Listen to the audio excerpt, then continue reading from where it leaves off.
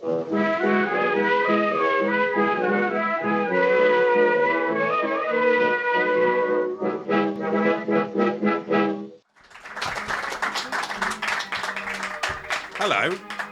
Hello, use your mic, James, come on. Oh, yeah. Yeah. 4 mics. Which That's one? Normal. Stop Is the that- music. Come on, James. That was clearly not my job. Is that one recording? Let's just have a little look. I'm now This a is little bit podcast, overly so worried. It's the numbers are going up. That's recording. Good, the numbers are going up. That's what we like. Should we do this bit again? Numbers-wise. 'Cause Yeah, I don't think let's it's do gone the that intro well. now, and then we'll begin in a minute. All right. Should we get the real Close audience? your eyes and pretend you're not looking at us. Please welcome to the stage the Loremen. All right. Hello. Hello. By way of a cheer, has anybody heard our podcast before? Yes. Good. Now Good. the more troubling question: has anybody not heard the Loremen podcast? No. Get out! No, we're not judging. Get out of here! What do you think you're playing at? We don't have time to explain the whole premise. There's 100 episodes. This is the 100th episode. There's 99 episodes of research that you need to do before you can understand any of this. Yeah, we'll wait. We'll wait. Get it? Why are you not downloading it? You're wasting everyone's time. No, hello, welcome. Welcome. Should anyone else? No, we should explain. Really, we should know. Yes. Right. It's A podcast about Yeah. local legends and obscure curiosities from days of yore. I'm Alistair Beckett-King. and I'm James Shakeshaft. Right. To be honest, Nailed it. I haven't really prepped it from that point onwards, so we're really winging it now. Yeah. Well, welcome. Thank you very much for coming. I It's can't very believe exciting. everyone who listens to the podcast came. It just seems... And brought their friend. Who's going to download it now? This is literally every listener. Wow. It's very nice to see you all in person. Yeah, it is. And on the internet as well. We're on the internet as well at the moment. I don't care about those people, frankly. No. It's been a lot of effort, and now I just don't care now there are real people in the room. Yeah. My enthusiasm for the stream people has dropped dramatically. Yes. It's your fault you live in New Zealand. I mean, no one's mentioned my triple denim yet, so I'm assuming your eyes aren't working. I splashed out on... You literally bought this for this. I bought this bit for the rest of the denim is model's own, but this was... That's the denim you were born in. This the is- other denim. It's a suit. You can buy this on the internet, a suit jacket made of denim. You can, but should you? Yes. According to my wife, this is grounds for divorce. So I will never wear it again. Except if you go to a cowboy's wedding, maybe. Yeah, or if I'm officiating a cowboy's wedding. yeah, otherwise, yeah. I don't want to upstage the bride, come on. So a quick roundup on what's going to happen. There's going to be 2 sections with a very, very tight break because we were slightly late because some people have not arrived. And so it wasn't James and my fault, just No. to be clear. I know No. we are conventionally late. It wasn't our fault. Yeah. So James is going to tell us a few stories, Yes. and I'm going to tell some stories in the second section, and then we're going to rate them according to the arbitrary Loremen rating system. Yes, you're all familiar with. Good. It's so. What's your name, heathen? Matty. Yes. Hello, Matty.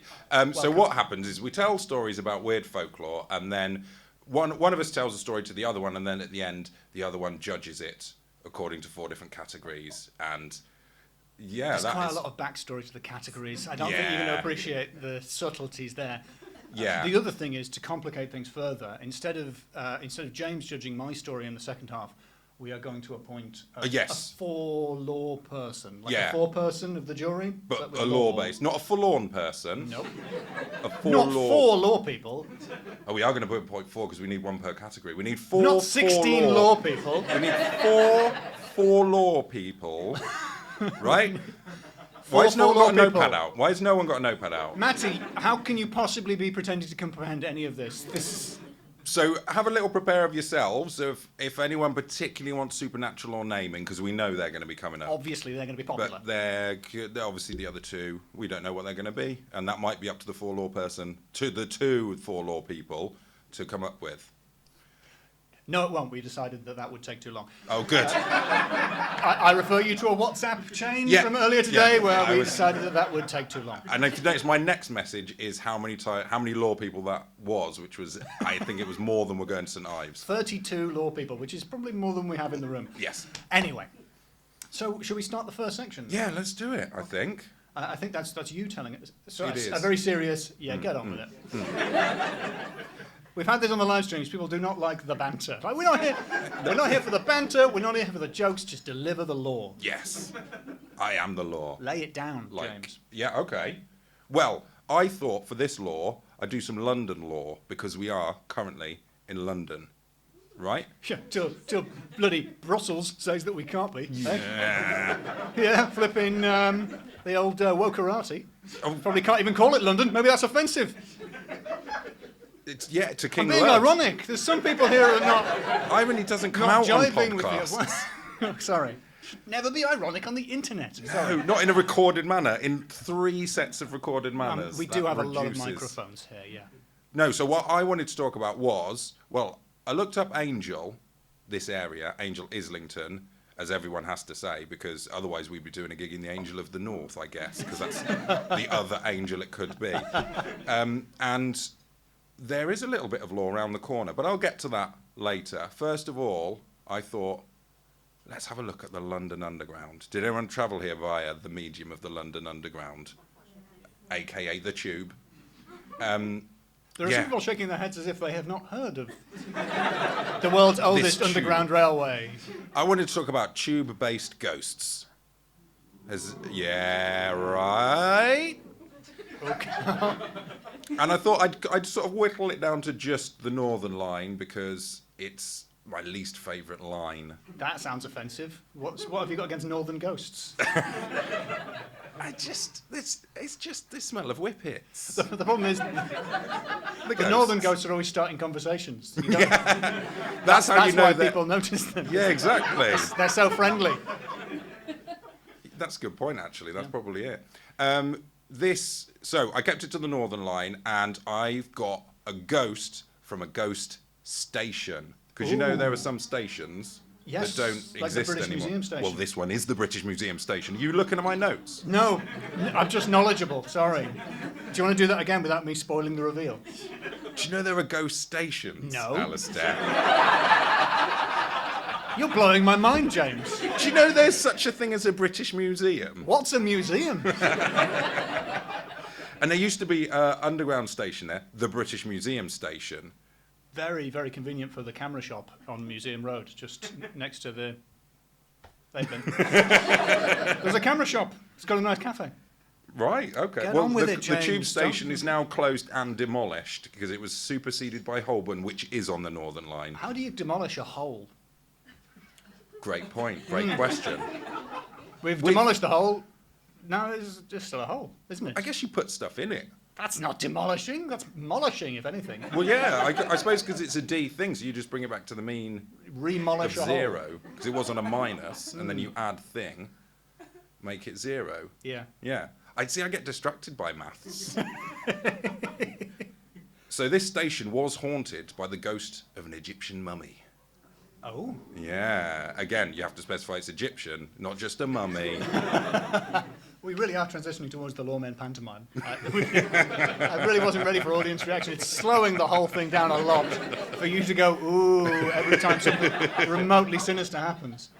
So this was Princess Amun-Ra, who died in 1050 BCE, which for context is around 2,000 years after beekeeping was invented. Right, thank you. And their sarcophagus was, I'm going to be doing air quotes now, but I can't because I'm holding a microphone and notebook, donated to the British Museum in 1889. So, yeah, definitely fenced. Now, even when it was delivered, it caused problems. While they were unloading it, one workman broke his leg and another one died shortly afterwards. Wow. Wait, whoa. Shortly afterwards. And hey, that workman was in good health before. Oh, okay, all right. And Before then he they died died. at a different time. Yes. Shortly afterwards. Shortly afterwards? Wow. And then they set it up, and later watchmen reported sounds of knocking and sobbing coming from the sarcophagus. Evidently didn't have a look inside in case perhaps an animal had got caught in there or something. Yeah, or anyone might have been trapped in that sarcophagus. It could have been anyone. I was scared because the sound of someone being trapped in a sarcophagus came from the sarcophagus. Open it. Yeah, just check Maniac. it's not a If real that happens. person. And so the watchmen started leaving their jobs, and another one died on duty as Wow. well, no less. In a different job he took after it. Yeah. But still, Their health is not disclosed, so they might have underlying health conditions that were exacerbated by an unlucky mummy. yeah. Did they die of the mummy or with the mummy, James? 'Cause there's a big difference. They died of mummy-related diseases. Okay. All right. Mummy at the time was one of the leading causes of death in the country after SIGs. So they took a picture of the lid, and when they developed it, it had a horrible face on it, which was not the face that was there normally. And that really undermines the spookiness of that bit of the story when I have to explain it, doesn't it? There was a face on it. When they took a picture, it was a scarier face in the picture. Yeah. Very spooky. And then after about 20 years, it was sold to an American archaeologist and adventurer. He wasn't an adventurer in himself. I'm sorry, I misspoke. And in April 1912, he arranged to have it shipped home to New York with him aboard the Titanic. That is right. That deserves an ooh, right? Yeah, no, that was warranted. That had a good ooh. So that ghost was seen knocking around in the British Museum station, just running around. So what happened to the sarcophagus? It's at the bottom of the sea. How did that happen? It's because the Titanic sunk. Spoiler, you've not seen the film yet, have you? Matty, did you know that? Even Matty knew. Okay, wow. Yeah, terrible business. Twist? Yeah. Yeah, shocking. Yeah. And that's that story, that's that spooky story. So if you ever find yourself in a station that doesn't exist anymore, look out for a mummy that didn't exist, probably. Okay. All right, I've got a better one. Kennington. Also on the Northern Line, Nice link. aka the worst line. Because it's not one line, is it, the Northern Line?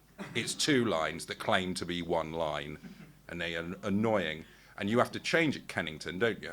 Because only one side of it actually continues on. The other side of it knocks off at Kennington. Because it's lazy. It's getting a bit London-centric. I can hear Scottish listeners becoming furious. Just Google a tube map, and then you'll see that that's not a line, the Northern Line. I really don't like that. This has all been an elaborate way of getting people to hear my anti-Northern Line bias. Yeah, it's just subtly transitioning the podcast towards a sort of points of view thing.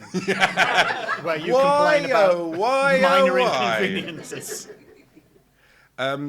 So you have to change there, and the trains that stop at Kennington need to turn around to go back up the other end of the Northern Line to prevent shunting.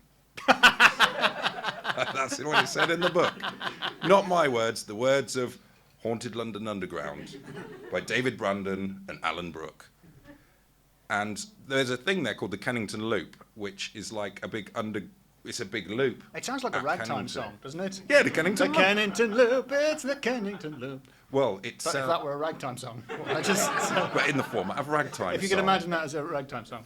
So the Kennington Loop goes underneath Kennington, and it's where drivers, they get everyone off the train, and then they go into this Kennington Loop to turn the train round. And it's quite a tight loop. And again, I'm quoting, it leads to ominous flange squeal. In fact, I think it's actually irksome flange squeal. Wow. One of the leading exponents of psychedelic jazz. Irksome flange squeal. I've got all his LPs. I loved his Kennington Loop. It just went The on only record that forever. never ends. Yeah. And so in there, that you just have one driver, and he has to sit in the dark waiting at the light to come back round onto the station. And drivers regularly report hearing the sound of doors opening and closing on the carriages, fudunk, and getting closer and closer. You know, the ones between the carriages. Oh. The ones that only absolute bad boys use. If you've ever used one, people look at you like you are some sort of king. Yeah. Watch out, it's an ABB. Yeah. An absolute bad boy. It's a blue chicken. Wow. I thought you'd forgotten your name. I'm an absolute bad king. Yeah. Yeah. It works. Not a lot of support for me being really badass there. Not even an ooh. Air of skepticism for my level of threat. Okay. No, I've never used one of those doors. No, I did it once when the train was stationary, and it gives you a feeling of power. What I like about them is there's a little bit, they sort of put it in your hands. Like there's a notice on it saying, you can use these, but you might die. It doesn't say you can't use the door. It just goes, you could die. Yeah, easily. So, very easily. Just bear that in mind. Although my wife once saw some absolute bad boy stood with the door, between the doors, so in the little outside in the liminal world. space. Yes. Is that what liminal is? Yeah. Is that what liminal means? Is that what everyone keeps using it about? Is that what they mean? It means that bit between the two carriages, yeah. That's what's liminal. And all the pictures, this reminds me of that bit between the two carriages, yeah. Because, and this absolute bad boy was stood, 1 foot on each carriage, urinating down there. He's taking his life in his hands in 3 separate ways. Falling off, exposure, and electrocution through urine, chasing him back up and in. Yeah. Not just his life that he had in his hands, by the sounds of it. Safety. He had his ABB, and other initials I can't think of. He did a PP. And I don't know, electricity, I don't know. Something about electricity. I don't know. So, the driver heard this noise. Oh, of course. Of course. Carry on. That's all I've got. He'd get AC, DC. He'd get an AC right up his the PP. Yeah. And it would be ABB RIP. So, explain. Is this rap? Are we doing rap now? So that was the Kennington Loop. My troubling second album. And the driver reported hearing this noise after having obviously checked that the train was empty, reported it to his boss, and his boss said, oh yeah, that happens a lot. Yeah, that'd be a ghost, mate. Yeah, that'd be a ghost, absolute bad boy. He did a wee on the Piccadilly line. And then, the Northern Line obviously brings us here to Angel. The stop, Angel Islington, sorry, in case you thought it was the Angel of the North. And I've got the notes on my phone, so I have to transition from notebook to phone. That's all right, we'll probably edit that out of the podcast. Probably. How's everyone doing? Well, James looks on his phone. Yeah, we're doing all right. What do you think? Yeah, well, thank you. Thanks, actually, for asking. Is any of it making sense, Matty? How's it going, Matty? You all right? You following along? It's great. Oh, cheers. Well, Matty's happy. Good, thanks, Matty. Great. So, there lived a man in the past called Mr. Cloudsley. Now. Mr. Cloudsley. Mr. Cloudsley? Yeah, it's like cloudy, but it's got silly in it. Mr. Cloudsley. And he lived around here, and he died in 1517, which is, a gaspably long time ago, evidently. And he left 14 acres of land to this borough, which is around 10 football pitches. In today's money. In today's money of acreage. And he specifically asked that his body be buried in the churchyard of... I should have made this a bigger font. Just to back James up, it's really small. And it's in italics. It's in half italics. Like, it's halfway between normal and italics, and it's grey. It's a light grey on a very light grey page. I can see an L that is less than a pixel wide. That is small. That's the L of the Cloud Silly. I'm looking at the wrong page, that's why it doesn't tell me. Yeah, he wanted to be buried within the churchyard of the parish church of Islington, which is just over yonder, on the parallel road over there. It's that way. It's about, I don't know yards, but it's an amount of yards. 3 minutes walk, according to maps. And yeah, he really was like, I'm going to give you all this stuff. I want you to bury me in the churchyard. Okay, thanks. Sounds reasonable. Did they? I bet they buried him there. No, they made a big crypt for him, a big tomb, and it said Here lies the body of Richard Cloudsley, a good benefactor to this parish, who died 9 Henry VIII, Anno Domini 1517. I got weird with the dates there. I don't know what that means. I don't know if anyone. 9 Henry VIII. He died on the 9th of Henry VIII, Anno Domini. Do you think they copy and pasted 2 different epitaphs? Yes, I think so.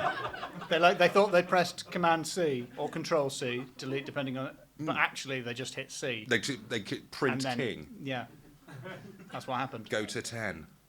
Go to Henry VIII. Are you rapping in BASIC now? Yes. 101.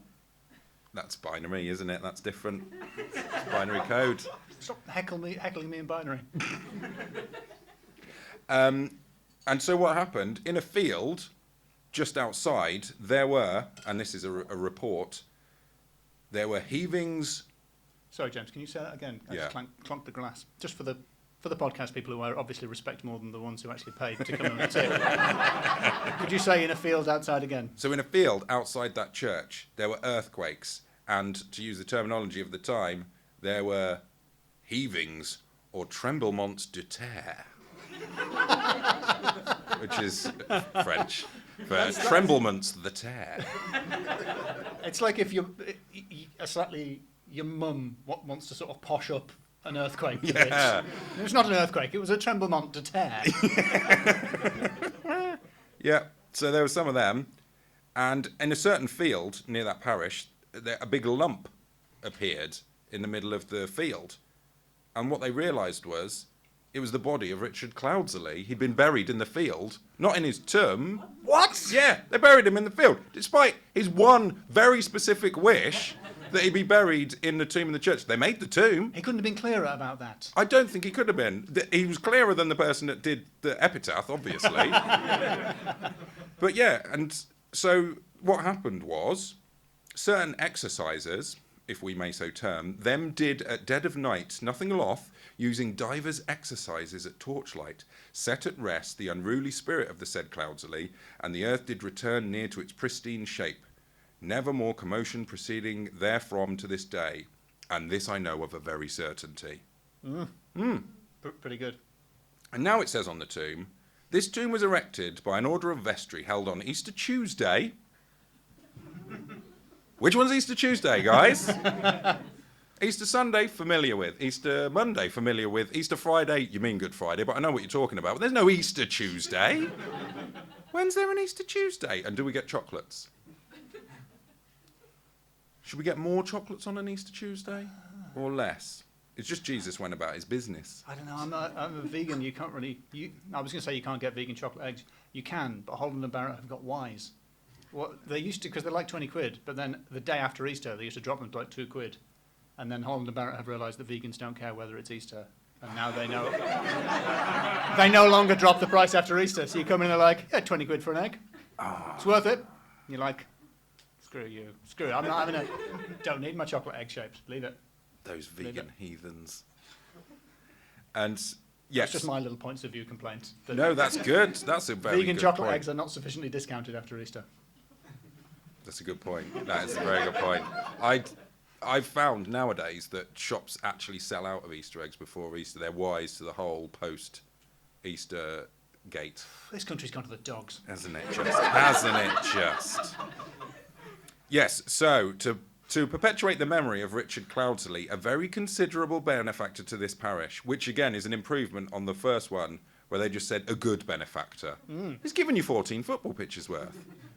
But now he's a very considerable benefactor to this parish who was interred AD 1517, whose remains were found and deposited in a leaden coffin underneath on the 10th of June 1813 by the Reverend G. Strahan, D.D., Vicar. Is that written the way you said it? Or did you put a bit of a flourish on that, James? No, it's got D.D. V. Vicar. Strahan, D.D. Vicar. Yeah, direct debit, Vicar. And at the foot of the tomb it says Richard Cloudsley, 1517. And there's not been any more ghosts. So he was eventually buried. Hundreds of years later, he was eventually buried. Yeah, hundreds of years. Yeah. So he didn't realise for about 400 years that he was... 300 years he didn't realise. He spent 300 years not realising he was buried in the wrong place. Well, you'd be even more furious, wouldn't you? Yeah, yes. You would cause a tremblement de terre. I did that about the vegan egg thing, so yeah. Certainly being buried in the wrong place, yeah. And that should be the end of the story. But in 1899, on Thursday the 5th of January, the Sheffield Evening Telegraph posted a story. They didn't. What an idiot. Being quote tweeted by Charles Dickens. What day is that? Ridiculous. I don't know when Charles Dickens died. Don't check. There was an article published called A Christmas Hoax, and it said some remarkable scenes were witnessed late on Tuesday night, as in the early hours of yesterday morning outside St Mary's Parish Church, Islington, in consequence of a rumour that had gained credence that a ghost was haunting the churchyard.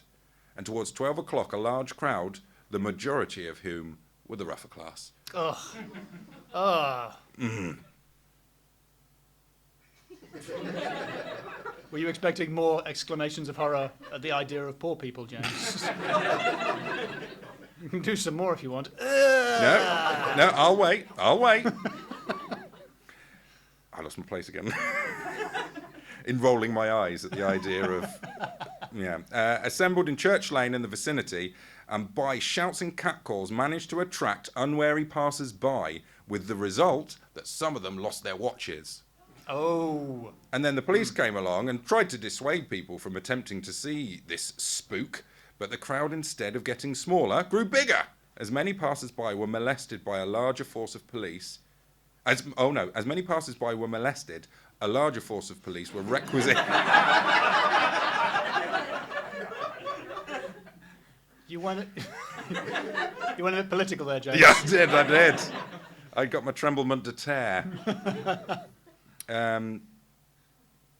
Loads more police came. I'm going to paraphrase it now, because basically loads more police came, and it was all a big hoax. Someone did the classic ghost bait and switch. Oh, yeah. In order to go pickpocketing. Said, there's a ghost here in the church. Come and look at it, everyone. And then pick the pockets. That old chestnut. So after the show, we should all go to this church. It's only it's an amount of yards away, as I've established. Matty, you cash rich? What? No, it doesn't matter. I was seeing if you would. I don't know enough about grifts to use the proper terminology. You were a jack. They tend not to start with, "Are you cash rich?" Do they not? No. Inefficient It's grifting. the kind of thing that gets people's backs up. A question. Yeah. The old antennas raised. That was a great story, James. Yeah, that's the story of Mr. Cloudsley, who haunts a church nearby. And wow, a single clap.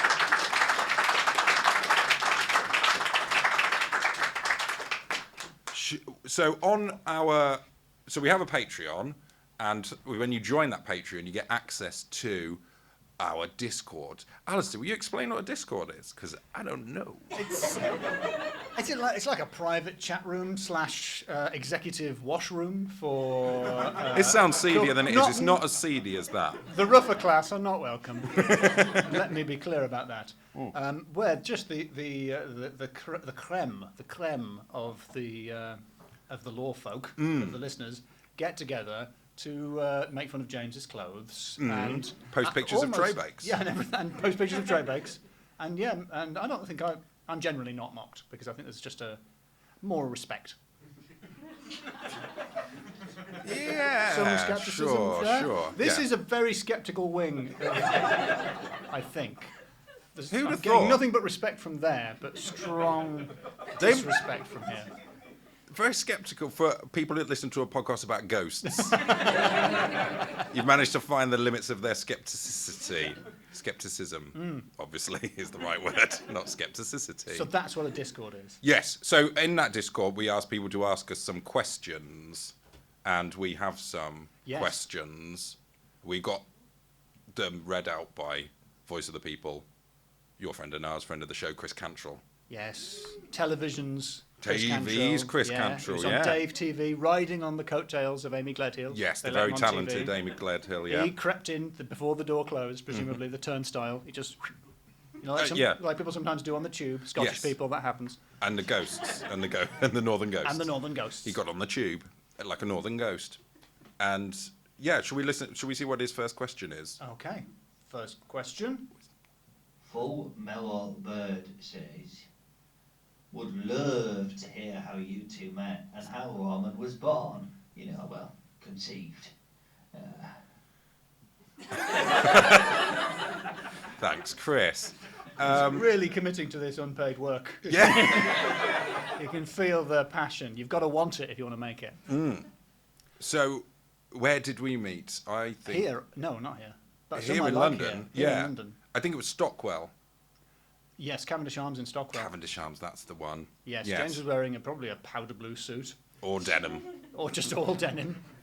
And He you was were just a denim smear. you were probably wearing brown cords. Same cords, same clothes as I am now. Yep. I've only got one pair. And it was just an open mic night. That's how comedians meet each other. It's really as unfun as that. But it was your idea to do a podcast about Yes. folklore. Yes, I think it was as we were driving past Stonehenge that I suggested it, actually. So we went. Is that right? Yeah, it was when we were going to Glastonbury. We went to Glastonbury, the festival. Not the tour. but we drove past the tour. We did drive past. Well, we drove past a roundabout that had a stone on it, and I pretended that it was the tour, and I think you believed me. I just found out now Because that wasn't the tour. What? I said, it's a lot smaller up close, isn't it? Surely you could tell from my that I was not playing along. I thought you were yes-anding in a very lazy manner. Just yesing. There's yes-anding and there's being extremely naive. It's literally like a size of a small child or a very big watermelon. On a mini roundabout. Not even in Glastonbury, I think it was in Frome. So that's how Loremen came to be. I tricked him. And he has never escaped. Another question from Chris. Okay. Question 2. How does Jim feel about ABK's Twitter following? Jim. Oof, that's a good one. Meow. And there was no name with that one. Coward. Yeah, fine. What's the next question? Next question. No, well, all I'll say is there's probably 2 ways to the top. One is having hundreds of thousands of Twitter followers. Yes. But there's something to be said for having like 600. Do you know what I mean? Yeah. 669. Was there any law either of you truly believed in as children, other than James in the... Don't say the name. Oh, right, that's what he was Yes. I was confused, yeah. We okay. won't. It's a way too dangerous situation to invoke Yeah, them. we've got 4 mics. Yeah. We can't be invoking... Is anyone here called Mike? We've got 5 mics. 5 mics. We've got a pentamic. That's dangerous. What was it? Oh, law that we believed as children. Yeah. Well, obviously there was the one about the St Mary's Church and the ghost, but I think I don't know. School was where the law was traded, wasn't it, in the playgrounds? Yeah. Right, so I have a bit of... I don't even know if this is really folklore. So we're live streaming this, so I can't say the name of my primary school head teacher. Can I? Can I say it? He's probably... It depends what you then go on to say. It's not going to be actionable. Okay, so so in our school it was understood that Mr. wears a wig. That was his name.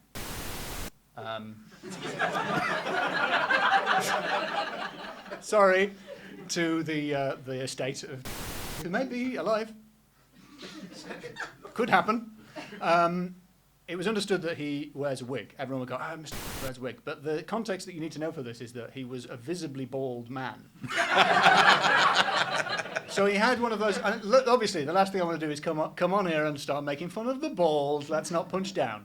But he had the missing dome area, but he had the bit around the back that is quite common. You know, the little shelf. Mm. What I found out years later, I saw a photograph of him from the 80s, I think, and he was wearing what looked like a wig. So I realised that he must at one time have worn a wig, and the kids all knew about it. And then he stopped wearing a wig, and the kids continued to pass on the rumour that he wore a wig, because he was one of those guys who has a side parting, and so he clearly had like maybe a comb over. So he had the rim, and then what he had was a parting. and then just a little sort of sausage of hair that wasn't enough to extend all the way across the dome. But it was just like a little sort of side Mohican. Like a little bit. And we thought that was the wig. Just a strip of wig. We thought he was too vain to be bald all the way, but not vain enough to cover the whole head. He was vain but tight. So we thought he'd bought a sort of a Brazilian merkin and just put it. We wouldn't have known what that was, and just put it there. So we firmly believed that a visibly bald man wore a wig. That's good lore. Yeah. We did have a school one. Ours was a physics teacher who I'm not going to slander. No. He had some sort of contraption that he wore on his side that looked a bit like, like hearing aid packs in the 90s, where the teacher would wear a microphone and that sort of attached to a battery pack. Well, he had something like that, but it wasn't for hearing aids. It was for his legs. Apparently, he would electrocute his legs regularly. And he would twizzle the button during lessons, and he was a physics teacher that used to. It's something to do with sciatica, people said, but no one ever dared ask Anybody heard him. of that? Is that a thing? Electric legs? Amongst physics teachers Oh, it would be physics teachers, wouldn't it? in the Cotswolds in the 90s, was that a thing? Oh, he was fast though. Getting into assembly, you should have seen him rocketing into the gym. I think he was someone that he sent me out of a classroom before we'd even sat down. I got sent out of his lesson, and then one time I got told off and made to sit by the computer, which was one of those 90s computers that had the text that goes along the screen as a screensaver, which, very basic level, you know how to change that text. And don't sit, the naughty boy who's trying to be funny. Wait, were you Next the to naughty basic. boy? Yeah, I was the naughty Were you boy an who was trying to be absolute bad funny. boy at No, school? I was just trying to have a good time, cheer everyone up, because they weren't looking forward to physics, but this level of humour was not appreciated by old Squizzy Legs with the electric powers. I'm going to edit that out of the podcast. Squizzy meant, I meant to said mean electric with Yeah. Squizzy, but it sounded worse. Yes, it came out really mad. I think apparently what happened was he was on the London Underground, he urinated between the So what did you carriages. change the text to? This is boring. Pretty edgy. James is really great. Everyone look over here. Yes, he's an only child. And then he'd asked me to turn the lights off for the lesson so we could watch a video or something. He was like, turn the lights off. Like, don't ask the naughty boy to turn the lights off because he pretends that he doesn't know how light switches work and just makes it strobe in there for as long as possible. So yeah, that's a lesson to us all. Folklore. The physics teacher had robot legs. Cyborg physics teacher. Yeah. I think that's the end of the first Yeah, section, that's the isn't end it? of the first half. Thanks very much, guys. Folk, rather. Hope that was all right. James won't be in charge of any of the light switches or the No, music links yeah. because he is a naughty boy. I'm a naughty boy. So go to the loo and get a drink, but we're going to have like a 5-minute break. We're going to try and keep it really short because we're recording a flipping podcast here. So let's be serious. Go out there and have some fun and then come back promptly. And have some more fun.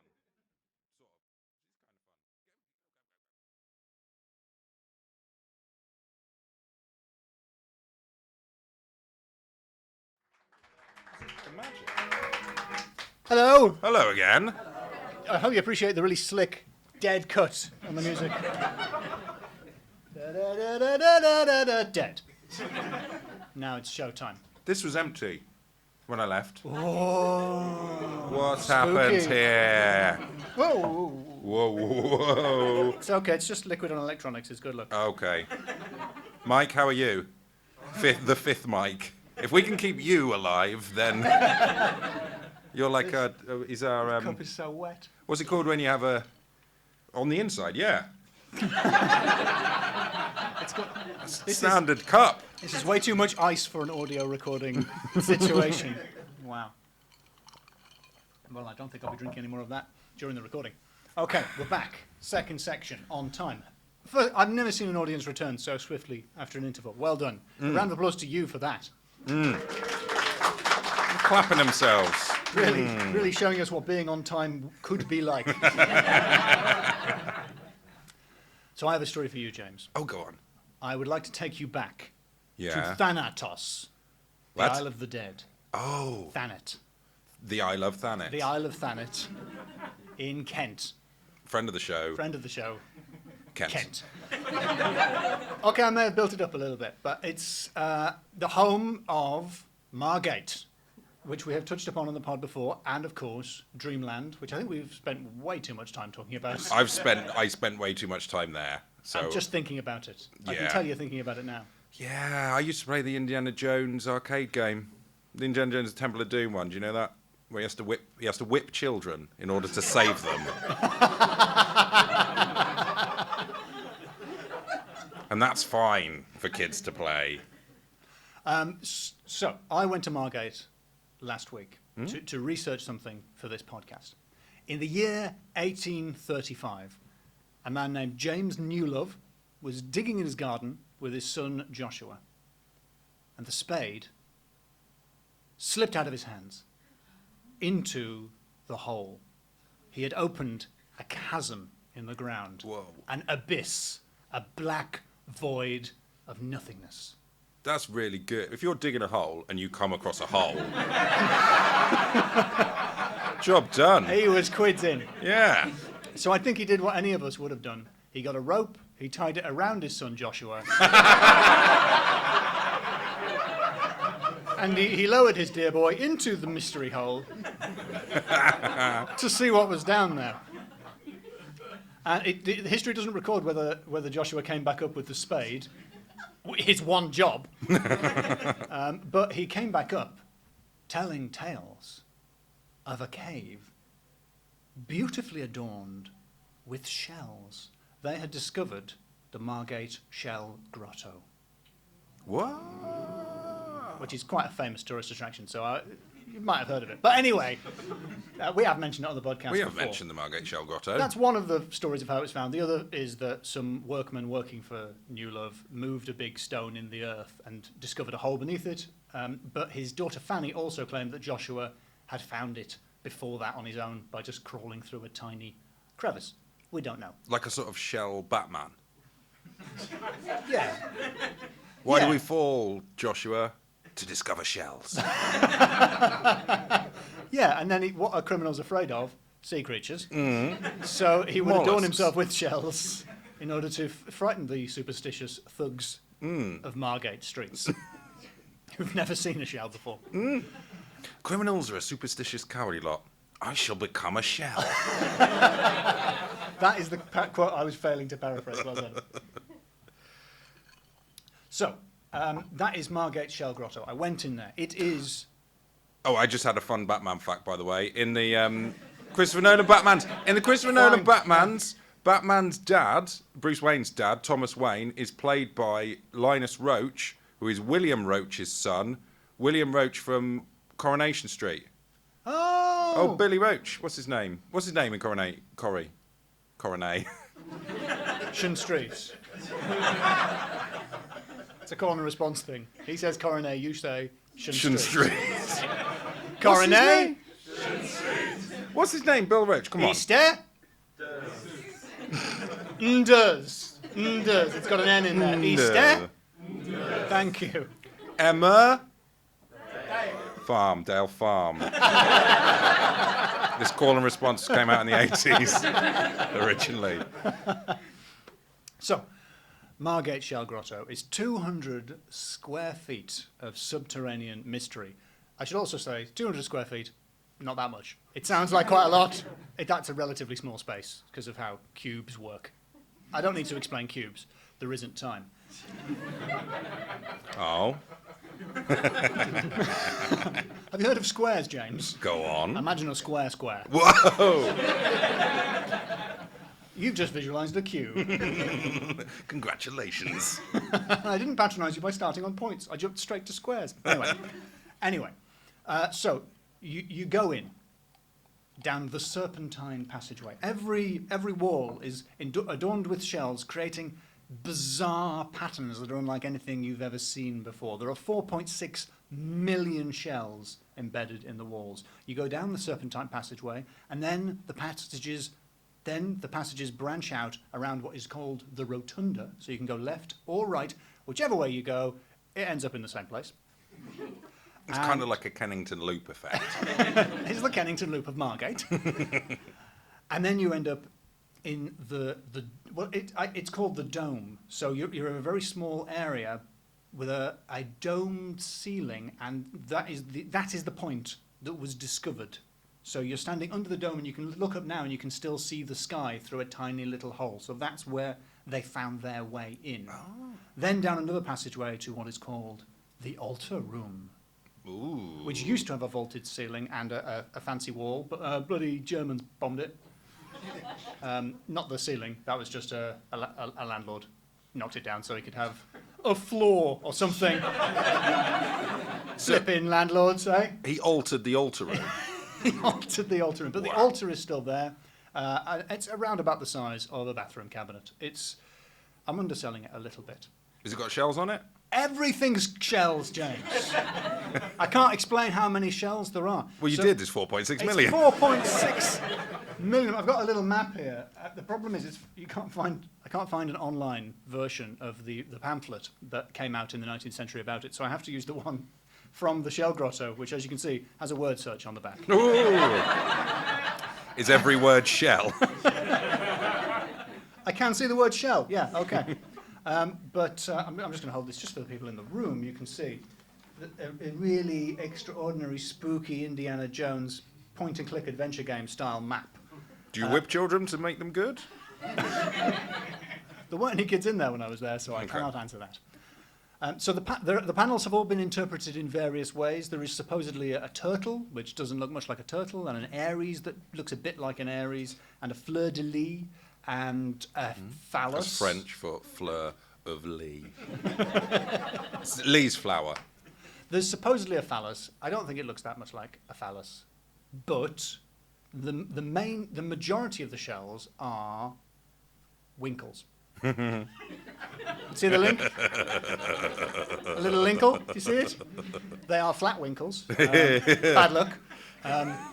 Which are a yellowy orange shell. Unfortunately, years and years of gaslight has dimmed the brightness of it. But you can imagine how beautiful it must have been when sort of yellow-orange shells made sort of shifting colour patterns over the walls. It sounds like a sort of a shell magic eye. Yes, in that it was briefly popular. And I'm still just as enthusiastic about it.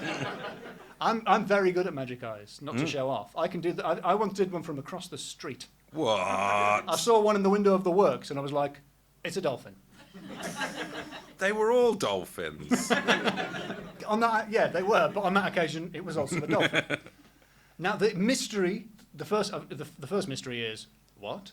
And the second mystery is the winkle shells, because those winkles, you can't get them at Margate Beach.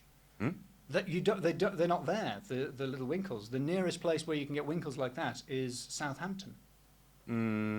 Isn't that, can you imagine whoever made it being like, Marjorie, I'm going to make a giant cave covered with shells. All right, you're going off down the beach. No, I don't like those shells. I'm going to Southampton instead. We get them shipped in from Southampton. I'm going to get 4.6 million shells from Southampton. This is not a Kentish accent, no, it's not. by the way. I've realised it is the voice of the accent from the pirate memory game sketch in Little Britain. Oh. Including the fact that his wife is named Marjorie. I now realise. Only when I said it did I realise. I have an alternate take on why there aren't any of those winkles on Margate Beach. Why's that? I think he hunted them to extinction in order to make his mad cave. There are no winkles today. Nary a winkle. I'm just looking at my notes, excuse me, to see what comes next. Favourite winkle? I gave away my printer, sorry. Got rid of my printer, it was a mistake. All right, and just because I can see James creeping towards the belief that this is not supernatural, we got two ghosts. It's haunted by two ghosts, a blue lady and a green lady. I have a from the gift shop picture of the blue lady, and she is a stunner. Can you see that, James? Yeah, she's showing you around the She's winkle like cave. an Art Deco showgirl, and the green lady equally beautiful. Let me tell you. Is the green lady just the blue lady in a In yellow green, light? yes. Right, okay. They are very similar-looking ladies. That's all I can tell you. Reflecting perhaps the taste of the artist more than the appearance of the ghosts. But the uses to which the shell grotto has been put are unknown, but bound to be supernatural. It's been hypothesized that it is a Roman temple, a Phoenician temple, a temple dedicated to the Knights Templar, a temple created by the Knights Templar, some kind of Margate Hellfire Club. Oh, yes, I like a Hellfire Club. Or, I need to just get the name. I do, I like a Hellfire Club. I think that the evidence for that is basically someone went in there and went, this would be a good place for a Hellfire Club. And that's all the evidence that it could have been a Hellfire Club. Or it could have been created by a man called Thomas Bowles, who said that he created it. So those are the possibilities.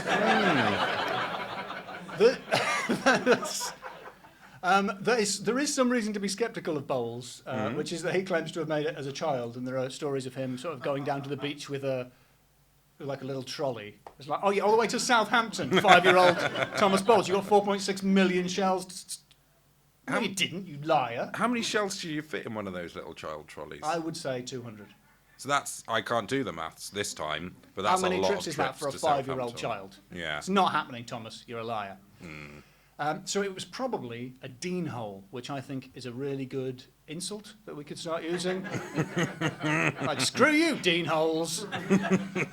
And a dean hole is a type of sort of cave that's, I think, unique to chalk, which is what the rock is around there. You bore down and then get in there and start digging out to create a little network of caves. So what probably happened was they dug down into the dome area I described and then started digging the rotunda, and then later on someone found that and expanded it to create the altar room and the serpent that I described. And then later another person came with too many shells. I've got 4.6 million shells that I don't know what to do with. I've got an idea. Have you heard of wallpaper? Like that, but shells. So grotto comes from the Latin word crypta, meaning underground passageway. Probably the origin of the word crypt, I guess. Yeah? And a grotto is like a decorated cave. And James, who do you associate most strongly with grottos? Jesus, did you say? Cheese? Cheese? Cheese? Cheese? So just Who? for the Wait a benefit minute, of the wait, tape, whoa. for the benefit of the tape, someone in the audience just said that they associate cheese most strongly with grotto. In answer to the question, who do you most associate with grottos? The answer is cheese. Not even Mr. Cheese or Ms. Cheese. Would you care to explain yourself while I repeat what you say into the microphone? It's fine. Cheese grottos. No, it's not a thing in England. No, we have shell grottos, obviously. A German cheese grotto. Yes, the first thing you think of when Germany comes up. The cheese grotto. It's the Bavarian cheese grottos. No wonder German nationalism was such a force with cheese grottos like that. I've never heard of a cheese Is it just grotto. Edams now? I'm imagining like mini baby bells. Like stuck like the shells. Are they even? Are there even? They're not even German, are they? Are there any famous German cheeses? Oh, Edam is German. Okay, well. Is it? what I know. I thought it was Dutch. I thought it was Dutch. No, I thought it was German. What about the mini baby bell? Or the Enigma is not German. Kleine Kinder bell? No, Big Bell is Dutch. Big Bell is also Dutch. Do you Maybe- have bigger baby bells? I'm just wondering, because we only get the mini baby bell over here. The really big one. You get the maxi baby bell. Or bell. Big. It's not baby anymore, it's a We call toddler. baby, the small ones, baby bells. The small ones are called baby bells. Baby bells. Baby bees. Baby bell. Ah, singing. Not going to do that again. Really embarrassing now. Thanks for helping me out. That's what friends are for. I'll slide off a chair for you. Really pal. distracted from the bad singing. Really polished stool. Wow. Really polished. The grip on the shoes is strong, but the grip on the pants Well, the is not cords strong. you'd think Yeah. would be, but they're No, they've only got great grip. they only grip. Yes, Yeah, it's an left isotropic. and right, but Yep. You're going down. Okay, I'm going to do that link again. James, what do you associate most strongly? Don't laugh. Now it's People cheese. are going to know there was a bit cut out. Go like, oh, I wonder. Now it's cheese, What do you isn't it? associate No. most strongly with Grotto? Forget it. I don't, No, what- it's Father Christmas. Father Christmas. Sinterklaas. Is what I thought you were going to say, and I was Yeah. going to say, no, it's not that. What? It's cheese. It's cheese. Right, now we have to keep that whole bit in the edit just so it doesn't make any sense. Of course, we all associate grottos with the ornamental hermits of the late 18th, early 19th century. Yeah, as recorded in. I've jumped ahead. I forgot to do what the. I forgot to mention. I just mentioned this book. The theories of where the Shell Grotto came from are the Enigma. The enigma of the Margate Shell Grotto is explored by Patricia Jane Marsh in her book, The Enigma of the Margate Shell Grotto. So I strongly recommend. Is that's going to be on the shelf with like the Enigma code, like? Alphabetically, yeah. Sorry, I do need to get in just to credit her for the earlier bit where I described what the theories were. So now, yes, I'd like to reintroduce you to friend of the podcast, Edith Sitwell, and the ugliest book in the history Look of away. literature. If you got a gentle stomach, if you've got a gentle stomach, don't look. Wow. Look at that colour scheme. The book I'm holding is The English Eccentrics by Edith Sitwell, and it recounts several of the ornamental hermits. So in the late 18th, early 19th century, it was the golden age of the grotto and, of course, of the architectural folly, because in those days people were, as you know, crackers. And landowners started putting out adverts because what's the point of having a little grotto if you don't have a horrible old man living in it? And so they started. And you might think, oh, we'll get a little man in. If we like it for a few weeks, we'll stick with it. Every one of the adverts is like, man needed for 7 years. There's no probationary period. There's no probationary period to see whether they will be suited to it.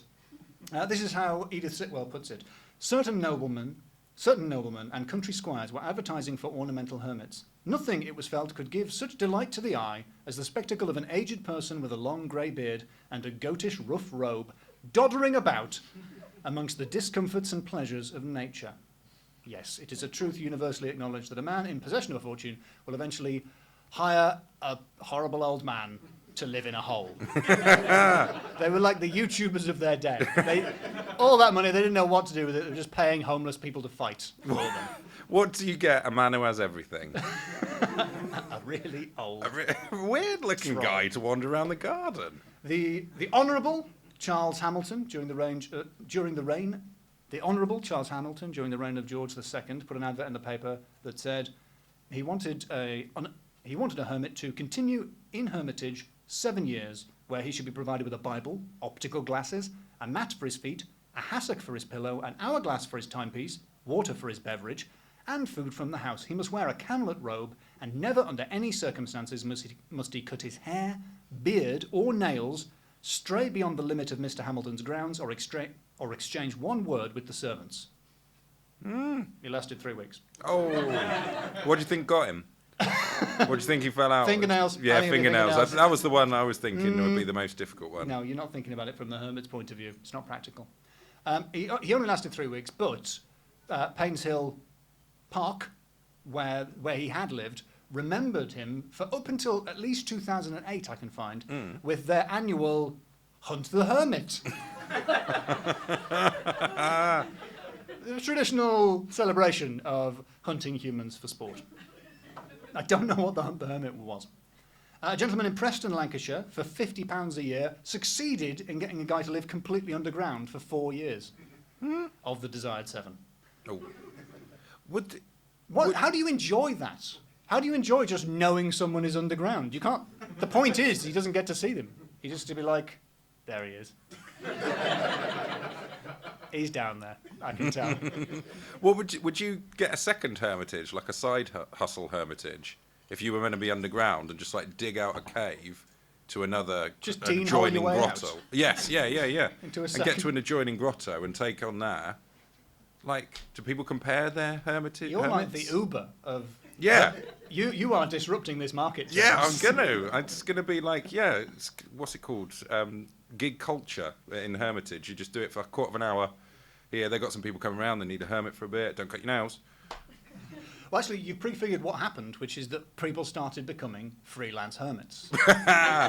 Not everybody waited to be asked. So, But they don't get the benefits in of an hourglass. You've got to bring your own hourglass, but it is tax deductible. in 1863, in Newton Bergsland near Ashby, I can't say Ashby de la Zouch. In Newton Bergsland near Ashby de la Zouch, Which is Ashby of the Zouch. in Leicestershire, one freelance hermit had 12 hats and 20 suits of clothes. Good lad. Yeah, which doesn't sound that hermit-like, but this is what she says. And each one of them was adorned with an emblem or a symbol, a device representing a motto. Because this guy, he strikes me as the kind of guy who doesn't accept the mainstream narrative pushed by the so-called British Biased Corporation. And his grotto was it was a garden, really, where you could walk around the paths, and there were little stations along there with different names, like when you're queuing at Disneyland. And they had names like the Oratory, the Sandglass of Time, the Henpecked Husband put on water gruel, and God Save the Queen. It's like, it's what I imagine the Festival of Brexit would be like, if it had happened. And the symbols on the hat have names like Odd Fellows, Bellows, Helmet, Patent Teapot, Wash Basin of Reform, and of course, Beehive. So you can see the theme is quite clear. And they mean things like without money, without freedom. No, without money, without friends, without credit. The toils of industry are sweet. A wise people live at peace. That one's all right, actually. Well, to draw out the flavour of the tea best, union and goodwill. No, you leave That was it. Patent Teapot. That one's just a bit of tea advice. You leave it and don't squeeze the bag. Don't squeeze the bag, you get Don't the squeeze the tannin bag. Yeah, all the tannins out. Just leave it in there for a bit. Why? Whoa. I'm getting head shakes People disagree. over here. The Don't squeeze the cynicism bag. from over there has transferred its way over here by cynismosis. You were telling me to put the milk in first next. I'm not having it. I just think anyone who has a political or philosophical message written on a hat should be suspect, I think. I once saw a guy on the tube, this was years ago, and he was wearing a mask, a face mask, which in those days was a sign that the person was a crackpot. And now seems perfectly reasonable. But he was wearing a face mask and an aviator hat, so I was right. And around the rim of the aviator hat, there was like a strip of like ticker tape paper with a handwritten red ink pen message, which went all the way around so I couldn't read it. But it started with the words, "Dear white women." Oh. Well, So so you didn't need to read on. I didn't need to obviously. read on. I didn't know to be like, could you turn around? What's that? What's the rest of that say? So It's like one of them sort of like pull a ticket off and then was he? I don't know. Was he looking for a hermit? No, that thing. I think it's more of an American thing, isn't it? Where you have the advert and then it's like you tear off the thing for the telephone number. yes, that's not what ticker tape is. though. Is that not what ticker tape is? No, What's the ticker tape is like you Oh, read like a stocks di- and shares. One of them in the machines with the 1930s. blue, and then you get to write your own message in it and stick it No, on. that's not ticker tape. Stick it on the physics teacher's desk. That's a label maker. A label maker. What's a ticker tape? That makes a ticking noise. What's a ticker tape? I just mimed it. It's like buy, just- sell, that's the stocks, same shares. thing. No, it's 1930s. It's the stock market. You all know Were what they a not ticker tape making is. that? All Everyone right, else knows. I'll Google it. But the hermit I really want to tell you about is a freelance hermit named Lord Rokeby. Also, Lord Rokeby, he was the son of Septimus Robinson, who was here purely because of his name. Lord Rokeby, a.k.a. the amphibious and carnivorous hermit of Hythe. Yeah, we're back on the coast of Kent. You are right to be excited. Every day, Lord Rokeby, whose appearance was very much like that of a benevolent troll, walked very slowly, carrying his hat under his arm to the sands of Hythe. He was followed on these expeditions by a carriage and by his favourite servant, dressed in very elaborate livery. He erected a little hut on the sands at Hythe, about 3 miles from Mount Morris, and from this hut he would dive, with commendable firmness, into the sea, remaining in this with the utmost persistence Now, you might be doubting that. Wait until I finish the sentence. With the utmost persistence, until he fainted and had to be withdrawn forcibly from the water. That is the maximum amount of time. Whoa, yeah. That is, and to begin with, I thought that is ridiculous that you would every day swim until you fainted. On the other hand, have you ever been like shopping or something and you've had a nice time, but then after it you're like, I can't be bothered going home. I'm really tired now. And you just want to be like pass out and be dragged home by a servant. Yeah. Yeah. He solved it. He solved the problem. You know, he enjoys a swim, does not like going home. So That's the worst bit about going to the beach is the packing up at the exactly. end. You don't have to do it if you're Sand unconscious. everywhere. No. I should do that next holiday. Just feign sleep. Eventually, he got sick of going down to the beach every day, so he built on his own grounds a bath fed by an icy pond, which was witnessed by a gentleman called Mr. Kirby, who, as far as I can tell, was just nosy. So he was visiting and he saw the house and he was just looking at the grounds, and the servants were like, "Do you want to come in and have a look?" And so he went in and had a look, and he approached the bathhouse, and they were like, "Oh, you can't go in there." And he said, "Are you sure?" And they went, "Yeah, all right, in you come." And they let him in, and he found Lord Rokeby unconscious. This is how he describes it.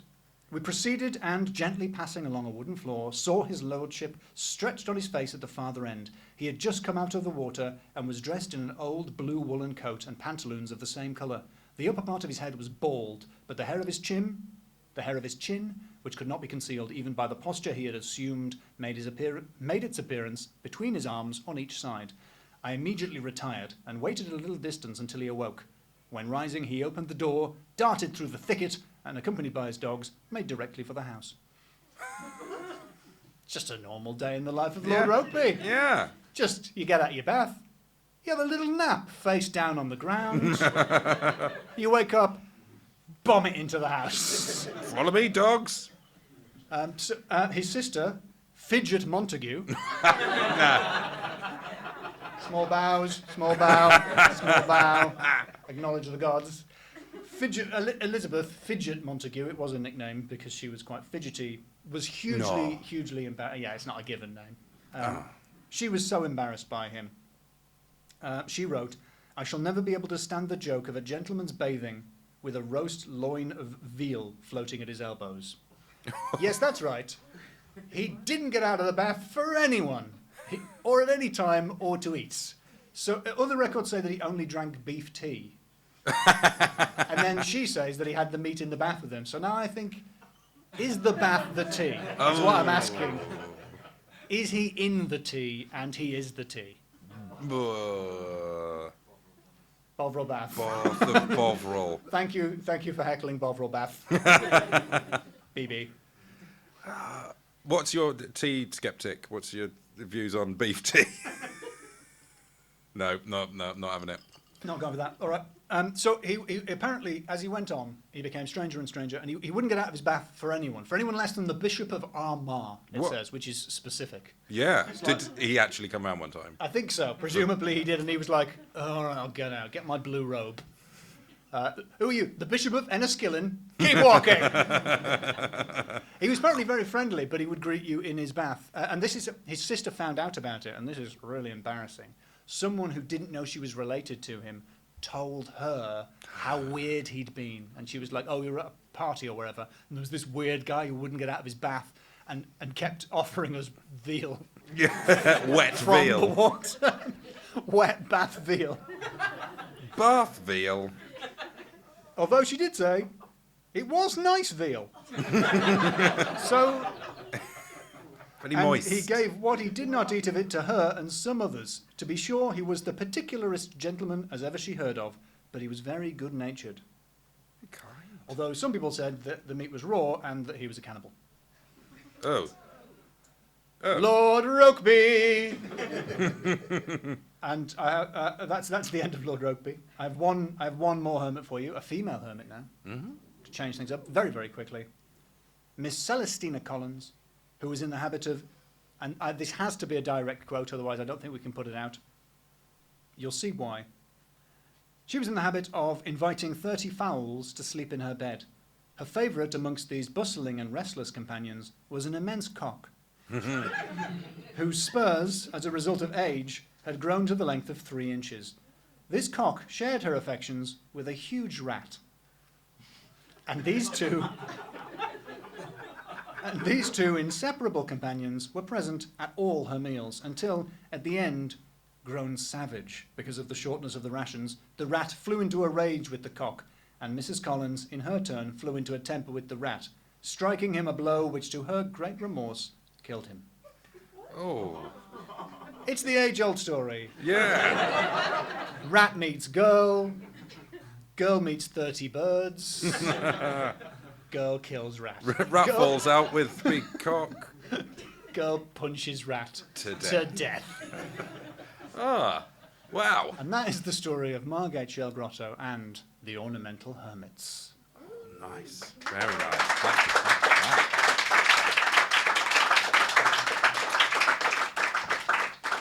We should do something there. Yeah, James. yeah. I've lost my bag. Your red bag. No, my white bag. Oh, with Back to the Future written on it. Yes. I put it behind that Ah, curtain. thank you Do very want me to much. hold your mic? I know you've got a mic. We don't need it yet. We don't need it yet. We need the 4 law. We need the 4 law. Yes. So People. now we need to move into the scoring section, and we Yeah. need to elect 4 law people. Do we have any volunteers? Because this is confusing enough as it is. Hello. What's your name? Haley. Haley. Haley, friend of the German lady. Welcome. And the show. And indeed the show. Would you like to? Should we just do them one by one? Yeah. Let's do Yeah. them one by Okay. one. Would you like to do supernatural or naming? Supernatural. Okay. Okay. I'm going to say it just for the mic. Haley, 4 law person. Do we ask her for a score? It's just occurred to me, she's not mic'd up. Do you want to take her the mic? Oh yeah. Yeah. It won't be on the recording though, so we'll have to repeat it into the microphone. Oh, okay. Recording. Hello, Haley. Hello. With great power comes great responsibility. For the benefit of the recording, James has got his cable caught in his shoes. It was very amusing. Okay. First, Wait a minute, I'm not mic'd up. yeah, this doesn't really work, does it? What do you- I'll what be do honest, you- we haven't thought this through. We that didn't at carefully. all think it through. Yeah, let's share. Let's check. Okay, all right. Haley. So, what do you? Now you're not near that mic, James. That doesn't work either. Haley, come here. Hello. That's the obvious solution. Yes. 4 law person Haley, welcome. Welcome to the law fold. Mm. The first category I'd like to score in is supernatural. Thank you. And I would like to remind you how spooky the vibe is. I know I've only got 2 concrete ghosts. It's but one ghost. The overall 2 ghosts. It's one ghost in 2 different lighting states. That, James, is a little thing I like to call theatre. Some of the She's doubling glamorous up ghosts. These are the roles. glamorous ghosts we've had since Silky. Come on, you saw them. Yeah, that's. Absolutely drop dead gorgeous ghosts. What do you think? Out of 5. Out of 5. I would have to say 2, 1 for each ghost. So that should be 1. One for each. But I would like to but- rate it to 3, as it's a live show, and to reward you for all your hard work on the 100th episode. A pity Oh. 3. Pity 3! Pity 3! I'll take it. Thank you Yes. very much, Haley. Thank you very much, Haley. 3. Okay, who wants to be the Pathetic full law person for naming? We've worked out the system now. All it means is you have to come embarrassingly stand next to the stage. It's fine. Or you can sit. You can do it from your seat and shout a number. Oh, yeah, okay, yeah, volunteer. It's my Do you want friend. to come up? Yeah, come here. Okay, great. Yes. Hello. Oh, What's your well, name? my mic, yes. What's your My name? name's Yes. Alex. Your name. Yeah, that's. I realised how confusing that was. Yeah. He's come up to do naming. I said, "What's your name?" Okay, so what are you going to judge it for naming, Alice? You're going to want to defend yourself. In the category of names, Alex, what are you going to give me? Okay, well, we had Rokesby. Yeah, fidget. Fidget Fidget, Montague. That wasn't a given name. James Newlove. Oh! We have never excluded nicknames. There's was no Ken- precedent for that. Ken Barlow. That was it. Batman's granddad. Batman's granddad, Ken Barlow. But we've got Batman's granddad, Ken Barley. Ashby de la Zouch. I can't even say that. Ashby de la Zouch. We've got all of the Phoenicians. We've got James Newlove. Bit sexy.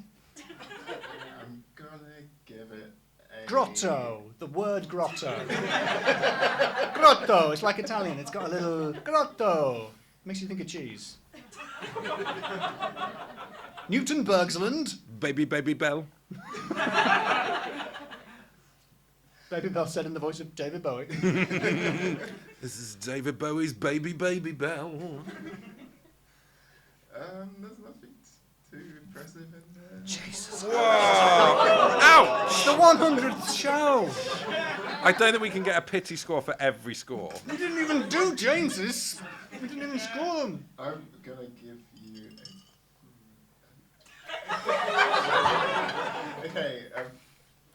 a 4. 4. Oh, come on! Yes, thank you very much.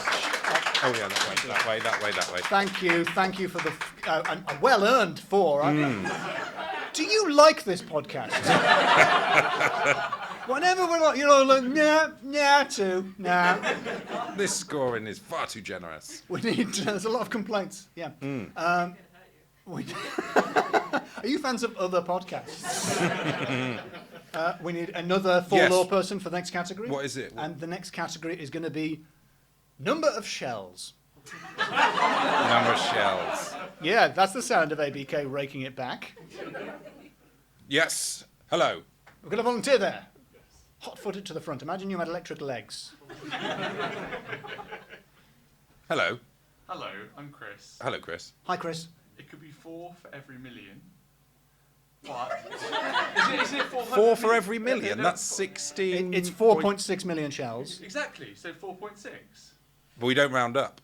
So it's a 4. No, we It's don't 4. round up. We don't round up. We're rounding up. I'm We sorry. don't round up. James, the four law person has rendered his verdict. 4.6 is over 0.5, so it rounds up to 5. Okay. All right. Yeah. We don't round up. Yeah, we don't round up. That don't is round up. maths, says We Eckler in the famously third don't row. round up. We famously don't round up. Did you used to be my neighbour in real life, by the way? You really look like my neighbour. No, it wasn't Herne Hill. No, in Brixton. Yeah, sure, in Brixton. Yeah, do you used to live above me? I did. Okay, cool. Bit weird. Hello. But how did I not make that connection? I don't know. I've listened to all 99 of these. And you've not thought that's coming up through. They used to come through the floor. Noise. Oh, hello. I never complained. I just moved out. Oh, nice to see you again. Hello. See you again. Yeah. Thank you very much.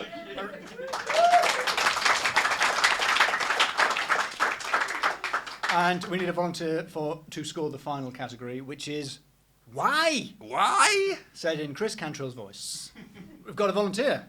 Did Oh, you you used come. to be my neighbour? I say it to everyone. Did we? Yeah. Who are you? I used to do front desk. Oh, hello. Is there anyone here we don't personally know? Is that physics teacher here? Hello. I remember you. My name's Maxim. Maxim. Maxim. Hello. Oh, like aphorism. Yes. No, I just didn't know it was a name. Anyway. Sorry, carry on. It'd be good if you had I a feel- maxim for that to respond with. To be like, Yeah. well, it's I know, for a 34 name years is a ago, name. haven't Yeah. I feel really bad. We should 'cause have had you on What naming. I'm doing is I'm just setting up a little rapport with him to get a better score. Why? By asking questions about his name that are quite rude. Sorry about that, Maxim. My category is, in the voice of Chris Cantrell, why? And what I mean by that is, why was the Shell Grotto created? We don't know. It is an enigma. Why did any of the hermits do any of the things I described? Why did anybody want a dirty old man living in a hole on their land? There's so many questions, and they're all why. Why? we? That's 3 whys. That's 3 So whys. that's 3 so far. Oh, he's wise. He's wise to ya. He's wise to ya. So far. Otherwise, I was just breathing in there. Otherwise Could include. Why did what was wrong with the rat? That's 3. It's 3. You're giving me 3. No, actually 4. 'Cause 4? It's absolutely bizarre. Yeah, weird, well, isn't it's it? a big double why, I think. Yeah.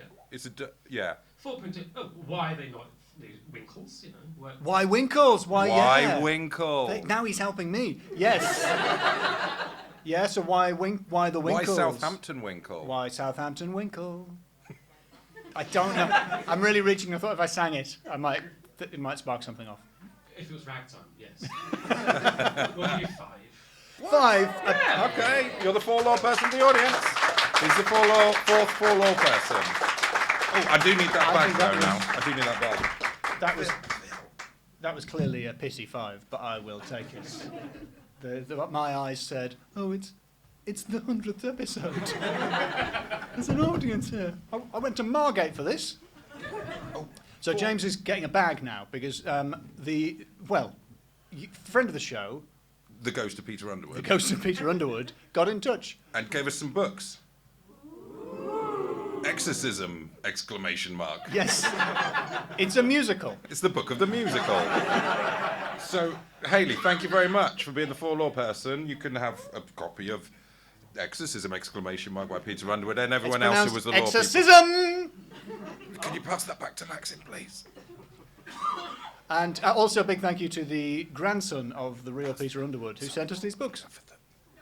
Alex. Yes. It's very spooky getting messaged by a famous ghost hunter who's been dead since '95. Yeah. Now I feel really guilty about how sarky we were about him being president of the fake knockoff version of the ghost club that he created. But it's his own. Yeah, it's his own ghost club. He created the other one as well. Yeah. I think he created a ghost club and the Ghost Club Society. But I don't want to talk about it anymore. No, okay. Thank you, the grandson of Peter Underwood. Yes. And thank you, Peter Underwood, for writing the book Exorcism. Shaddam.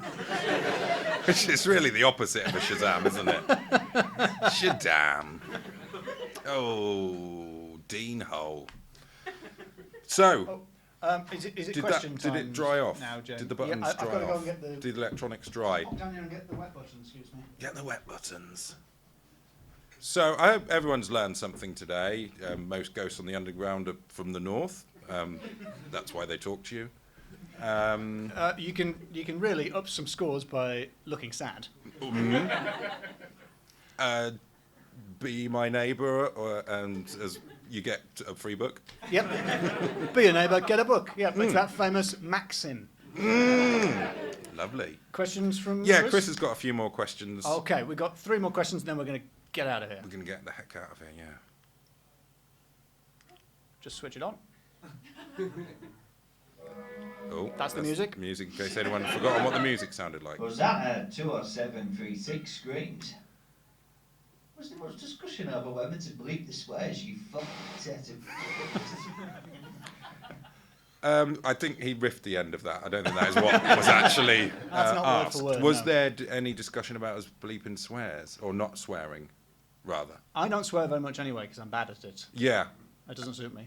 I think in creating such a niche podcast, alienating people who don't like swears would have been a bad idea. But the big problem with the bleep is it always sounds like we're saying the worst possible worst swears. words, yes. And we rarely are. Often it's things like it's... I think I can say it on the Twitch. It's the devil's arse. It's not that bad. It could be way... It sounds way worse I when we thought bleep it was arse. the devil's donkey. Next question from Chris? Yeah. Okay, next question. Sedera says, are there any lost episodes? Oof. Well, I mean, I suppose that's different. My question would be, how bad does an episode have to be for you not to wear it? We'll find out next week. I don't think we have to put up with this kind of thing, James. There are lost episodes, I think. Yes, we recorded an episode. We recorded an episode at Edinburgh with Ed Hedges about a cockatrice. Oh, yes. And the sound didn't work. The saffron cockatrice. That's where I learnt about the difference between 48 hertz and 441 hertz. It sounds terrifying when you try to put them together because they go out of sync with each other, which is kind of normal. You can edit around it until people laugh, and then it just sounds like that hole that sounds like hell. And I did one about the Angel of Mons. Oh yeah, which is just really boring. It's just very boring. I think it's a fascinating story, if you don't know it. Fascinating story. Not the way I tell it. Nope. Nope. I nearly suggested you do it here because we're in Angel, Islington, but no. No. There was the original sort of pre-pilot Margate cell Oh, yeah. that we recorded, which does exist and features my cat on Vibes. Cooper. I've met the cat. There were actually, I was looking as well. The very first, originally we were going to do two stories an episode, and they were going to get pitted against each other in the different categories. But Oh, yeah. we went off that idea quite quickly. Did we plan to have some kind of reason for the rating system being there? Yeah, I think that was what the ratings Well, were that for, went to out be the like, window. oh, this one scores better on naming than the other one. Right. Yeah, that makes sense. But we kept.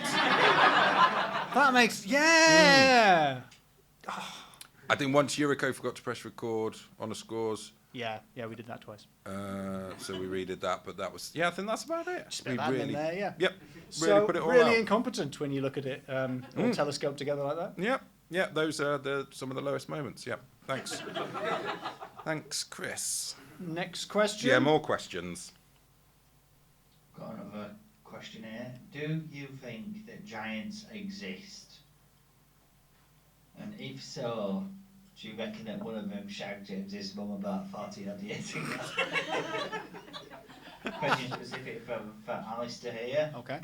Do you think that you'll ever see a ghost through windows that have been double glazed? No. Doesn't feel right, does it? Do you just Another live? one is about the sort of the rating mechanic. Ah. What's going on there?